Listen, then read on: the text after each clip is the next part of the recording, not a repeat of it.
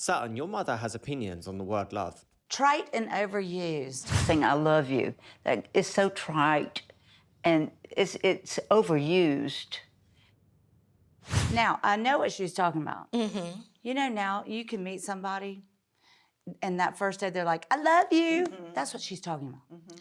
But I've known her for 53 years. You're talking about a mother saying it to a daughter. I don't think you can say it enough. I don't think it's trite. We don't want to hear it all the time. Yeah.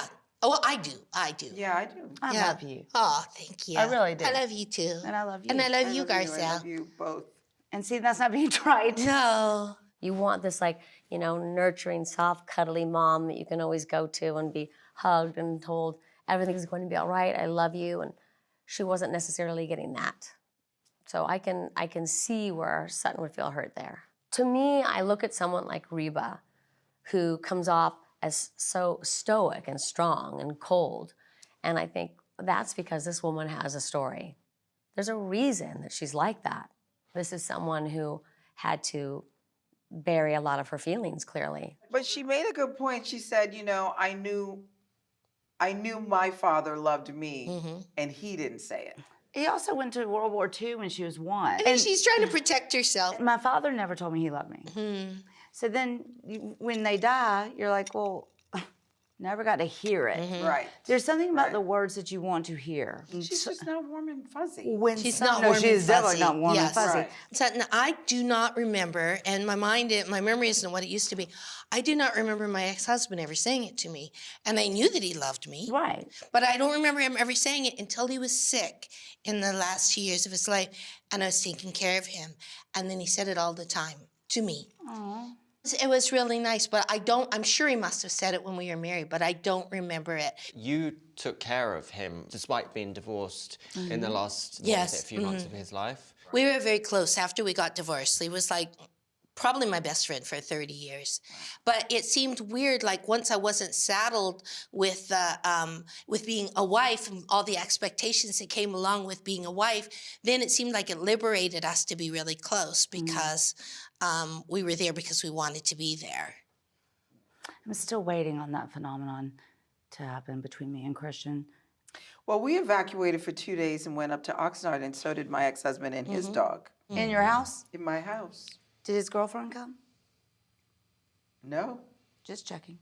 Did he sleep on Where one of did the he triple sleep? bunks?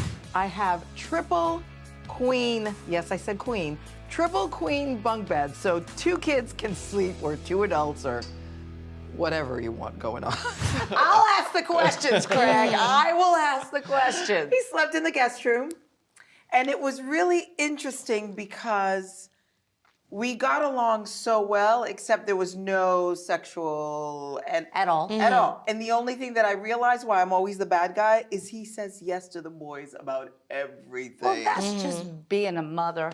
I sent a picture to my ex-mother-in-law because I love them, and she was like, "This is how my movie ends." And I was like, "Lady, the movie is over. They've swept the popcorn. The credits are rolling. It's done." But you created a beautiful family together. This is how my movie ends. Gosh. I was like, "Oh my God, lady, please, no." At one point, Bose and Erica both urge you to keep your eyes open with the PK situation. On reflection, have thought to myself, what's wrong with me?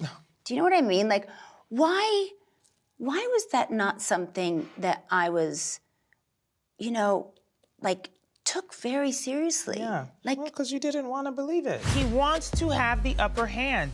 He's Guys. calming you down so he can run the bases on you. Correct. Because legally, he can go around town and scoop up everybody so that you don't have good counsel. You think this is a game? Yes!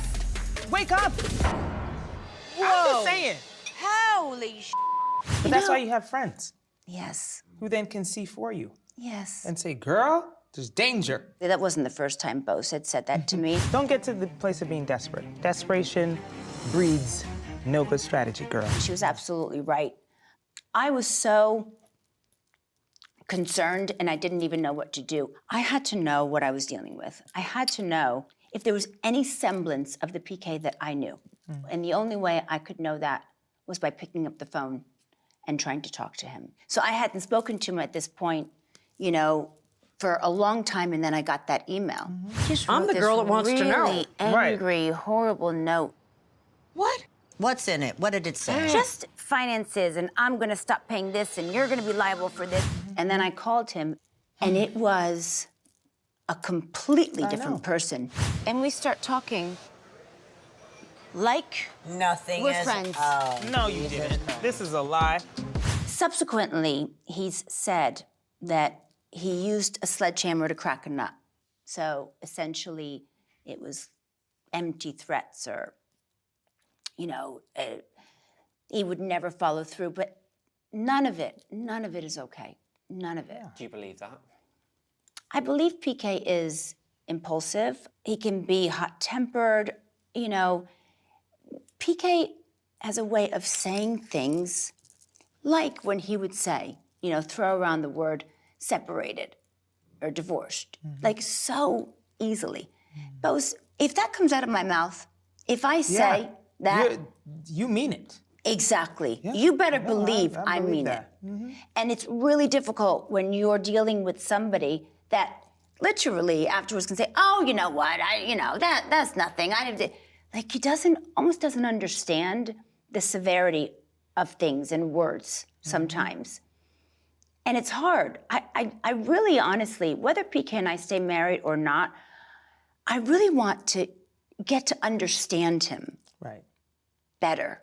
You know, really try to understand, only for the sheer purpose of, I want to have a good relationship with the father of my children, Of course. if I can, you know. And if we don't end up together, and, you know, then I have to be able to find a way to navigate the challenging things that come with PK, you know? And so getting to understand the way his mind works and, you know, better is only gonna help.